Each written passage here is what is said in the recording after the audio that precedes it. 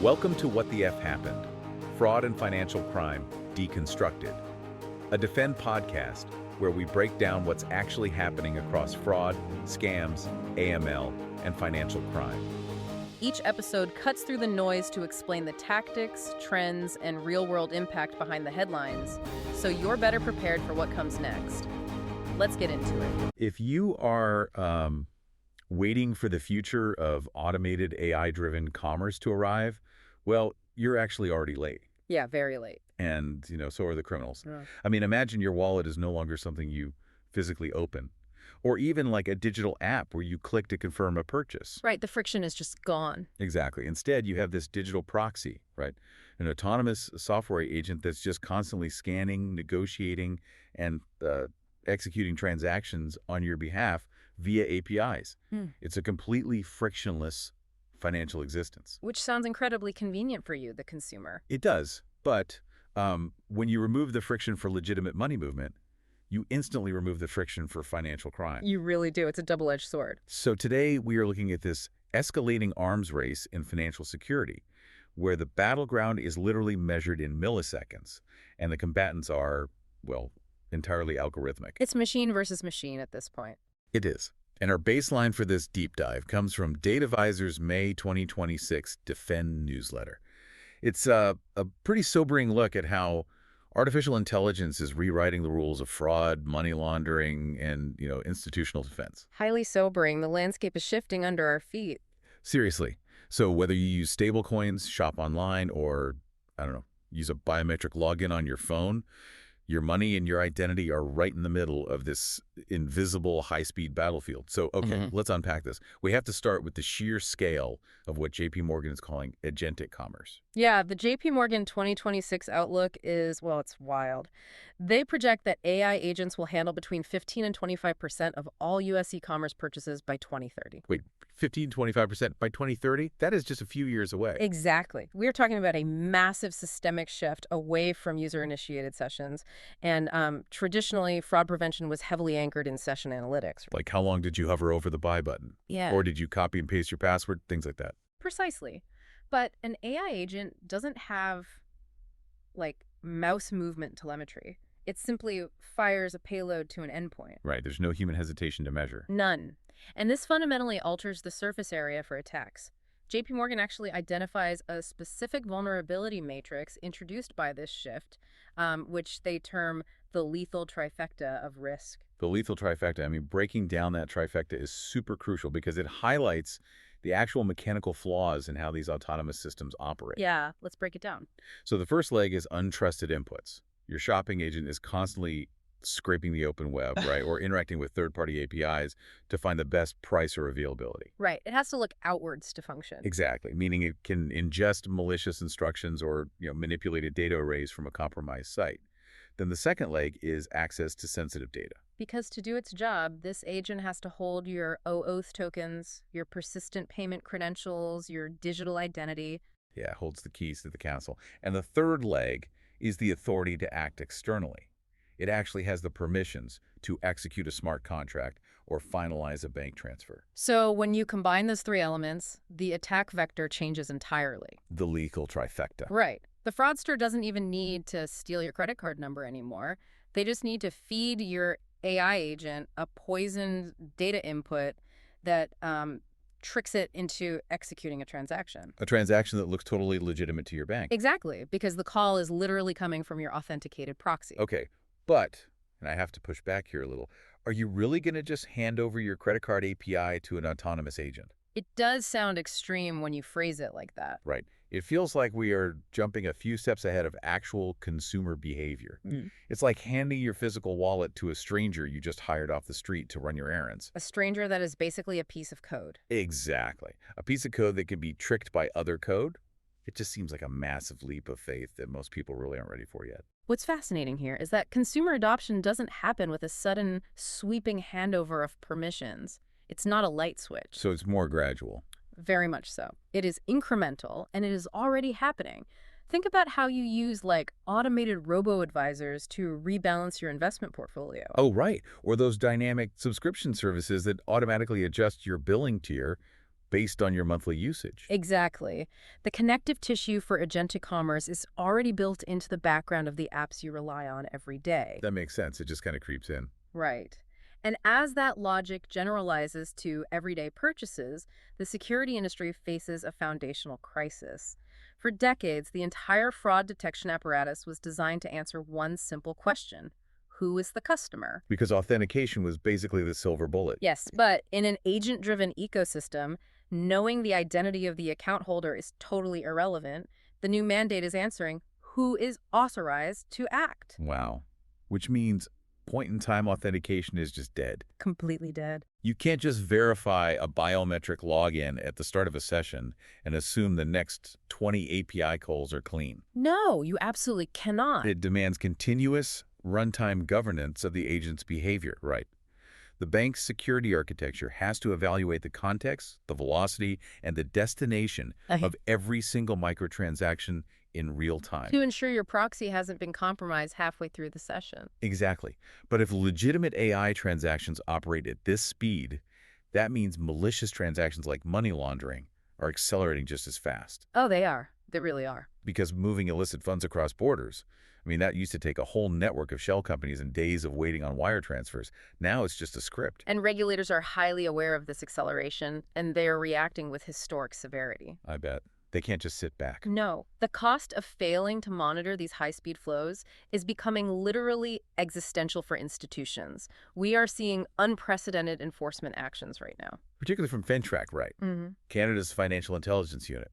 Yes, FinTrack has been aggressively auditing compliance frameworks. Just in their 2024 to 2025 fiscal year, they issued 23 notices of violation. Wow.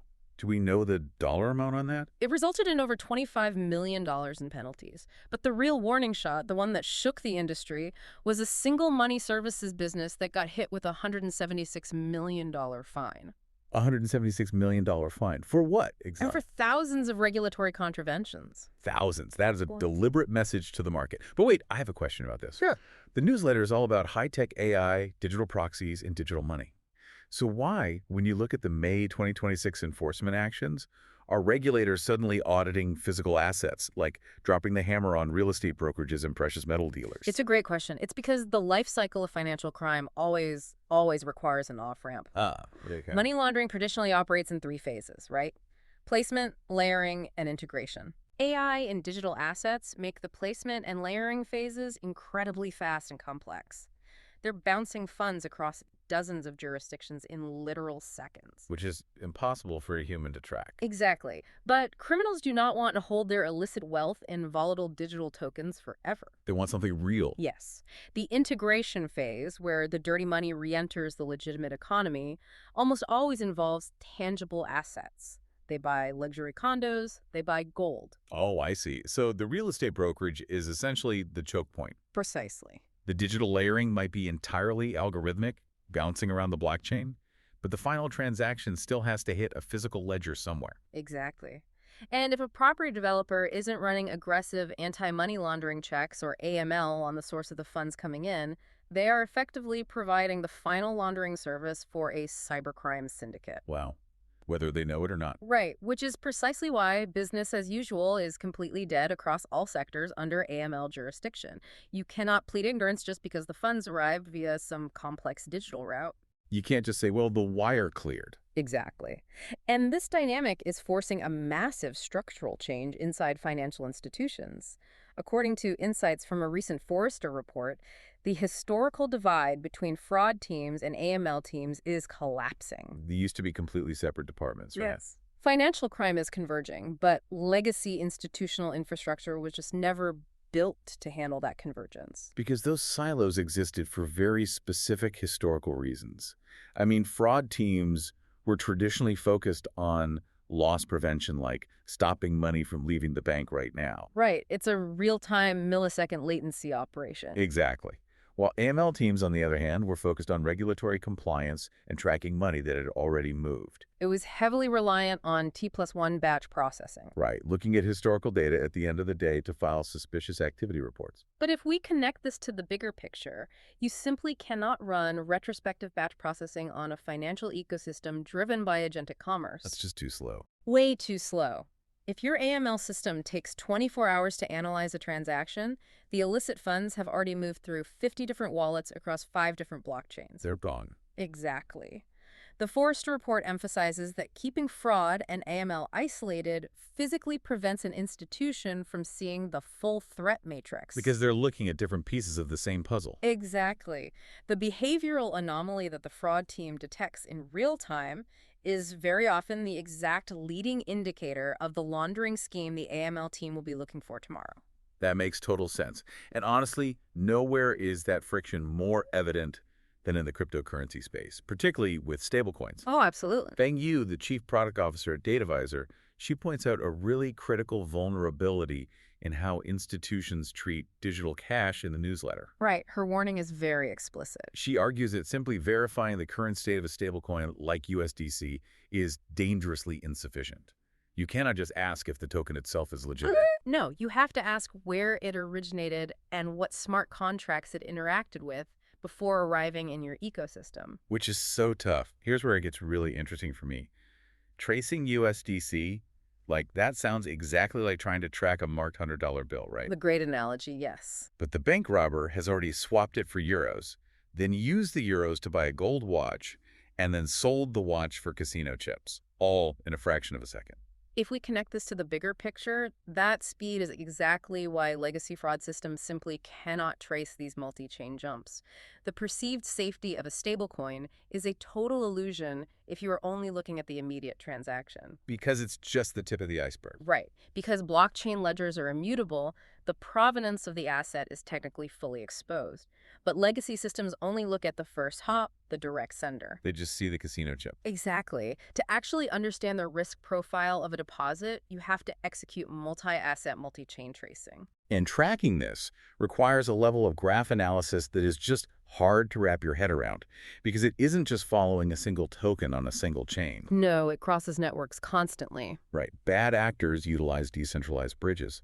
They might take stolen Ethereum, bridge it over to the Solana network, run it through a decentralized exchange to swap it into an algorithmic privacy coin, and then finally convert it into USDC before depositing it at a regulated exchange. It's dizzying, and if your defense system is only querying the Ethereum ledger, it goes completely blind the moment the asset crosses the bridge. It just disappears. Right. Your system has to index multiple disparate ledgers simultaneously and dynamically map wallet addresses to known threat clusters. Because a seemingly clean USDC deposit might only be, 2 nodes away from an entity sanctioned by the Office of Foreign Assets Control. Exactly. And if you lack the topological graphing capabilities to see that connection instantly, you process the transaction and you inherit the regulatory liability. Which brings us back to those massive FinTrack fines. But, this complexity is also mutating the threat models surrounding how accounts are accessed in the first place. Yes, the initial point of entry is under heavy attack. The newsletter outlines this mythos threat model, which highlights how even our most trusted authentication methods are just being weaponized. It's really concerning. We treat biometric authentication like Face ID or fingerprint scanners as the absolute gold standard for security. But the reliance on biometrics creates an incredibly brittle security perimeter when you factor in injection attacks. Yes, biometric injection attacks are a massive blind spot right now. Can you explain how those work? Sure. A biometric injection attack bypasses the camera hardware entirely. Wait, so they aren't holding up a picture to the phone? No, the fraudster doesn't need to hold up a high-resolution mask or a photo to a lens. They use an emulator to inject a synthetically generated biometric payload directly into the data stream between the device's hardware and the banking application. Oh, wow. So the app thinks the camera saw the face, but the camera was never even turned on. Exactly. The application receives a flawless digital signature of your face or fingerprint and grants full account access. And because the system trusts the biometric input implicitly, it assumes all the subsequent high-speed transactions are fully authorized. Okay, so we have established a thoroughly hostile environment here. To put it mildly. Seriously. Yeah. AI agents are introducing autonomous vulnerabilities, multi-chain layering is outpacing legacy AML batch processing, and synthetic biometrics are bypassing hardware security. It's a lot to defend against. It is. So how does a financial institution actually fight back? How do you defend a network processing billions of dollars against an adversary that mutates its attack logic on a daily basis? Well, you have to fundamentally change the algorithmic approach to detection. The Data Visor release provides a really detailed attack spotlight on a global financial institution operating across more than 200 countries, mind you. Okay, so a massive target. Huge. They were experiencing massive coordinated fraud attacks that were successfully bleeding millions of dollars from the platform. Millions. And they had defenses in place, right? Oh, they had a sophisticated defense architecture, but it was entirely reliant on supervised machine learning. Ah. And supervised learning operates a lot like rules-based algorithmic trading, Yeah. right? Or like signature-based antivirus software. Exactly. It requires historical, labeled data. You feed the model millions of examples of known fraud, and it learns the specific parameters of those attacks. So it's like a bouncer looking at a wanted poster. If someone walks up looking exactly like the poster, they get blocked. That's a perfect analogy. If a new transaction closely matches those historical parameters, it blocks it. But, and here's the fatal flaw, if the attacker alters their methodology by even a fraction. Like changing the velocity or routing through a different IP subnet. Yes, or adjusting the payload size. Then the transaction falls outside the labeled parameters and the model just lets it right through. The bouncer doesn't recognize them because they put on a hat. Exactly, and that was exactly the failure point for this institution. The fraudsters were dynamically mutating their attack patterns. The supervised models were always fighting yesterday's war. So what do they do? To close the gap, the institution deployed unsupervised machine learning, or UML. Okay, and how is UML different?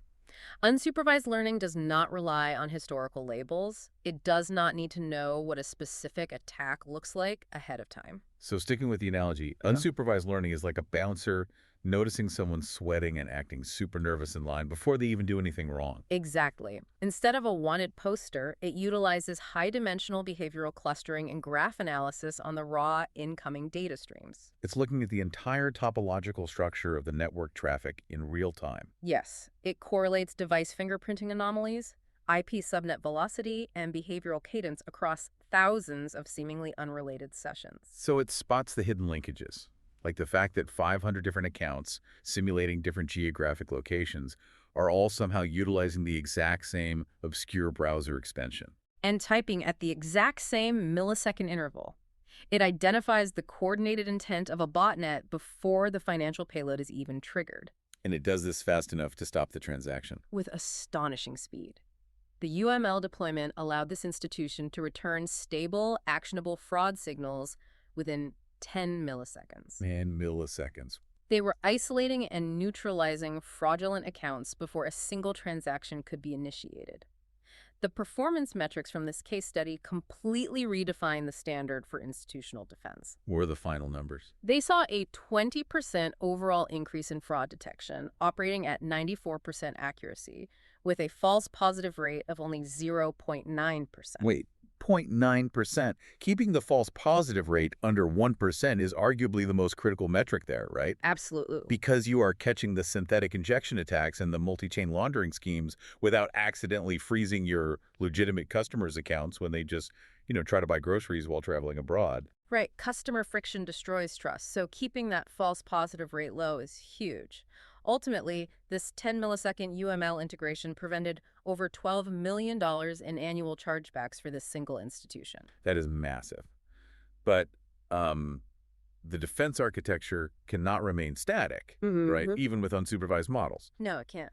Because the parameters and rules governing the wider risk engine still require constant tuning as new threat clusters are identified. Exactly. And historically, tuning a risk engine required a massive allocation of human capital. Because data scientists and fraud analysts would have to manually write new rules. Write them, backtest them against historical data, manually adjust the thresholds to balance false positives, and basically hope the deployment didn't break legitimate user flows. It sounds like a super tedious cycle of trial and error. It was. But the solution highlighted in the Tech in Focus section of the newsletter is the deployment of AI optimization agents. Oh man, so we have AI agents attacking the platform, AI agents shopping for us, and now AI agents running the risk optimization. That's the reality of 2026. An AI optimization agent continuously analyzes the performance of the existing defense rules. Okay. It generates hypotheses for how to improve detection rates, and then it runs complex shadow simulations against recent historical data to measure the exact impact of those So changes. it essentially creates a sandbox environment, deploys the new logic, and returns a highly specific forecast. Yes, it can tell analysts, if you implement this rule change, you will reduce false positives by 42% while maintaining 100% true positive detection. It fundamentally compresses the time to deployment for new defensive strategies. You're taking a process that used to take weeks of manual analysis and reducing it to automated continuous recommendations. Exactly. But wait, doesn't this essentially take the human out of the loop completely? How so? Well, if the optimization agent is writing the rules, running the backtesting, and predicting the outcome, aren't we just watching algorithmic warfare play out on a dashboard? It feels like we are ceding the strategic control of the financial system to the machines. That's a valid concern, but it is a critical distinction to make. The AI optimization agent does not have unilateral deployment authority. Well, it doesn't. No. It functions more as an exoskeleton for the fraud analyst.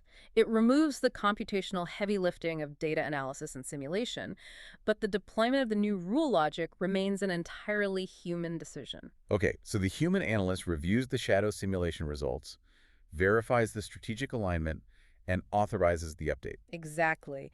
You are augmenting human intelligence, allowing a lean fraud team to respond to shifting threat vectors in real time without needing to scale headcount linearly with transaction volume. It really is a profound shift in how we structure financial security, from top to bottom. It is the only way to keep up. Yeah.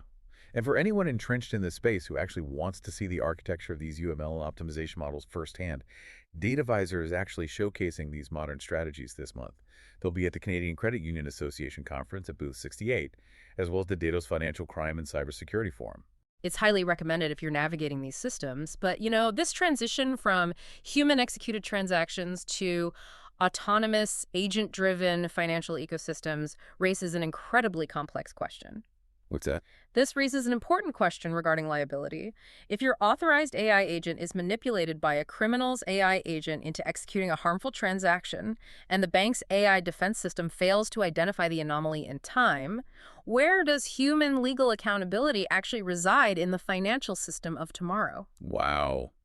That is a heavy thought to leave off on. So what does this all mean for you? Next time you seamlessly buy something online with a single click, just remember the invisible high-speed war being fought in the background to keep your money safe. You've been listening to What the F Happened? Fraud and Financial Crime Deconstructed, a Defend podcast by DataVisor. If you want to keep learning between episodes, check out Defend Training, a set of self-paced online courses for fraud and financial crime professionals, practical and built around real-world scenarios. And you can earn CPE credits through the ACFE San Francisco Bay Area chapter. You can find it at datavisor.com/defendtraining. The link's in the description. This episode's audio was generated using Google's Notebook LM, based on expert analysis and trusted sources. Thanks for listening. We'll see you next time.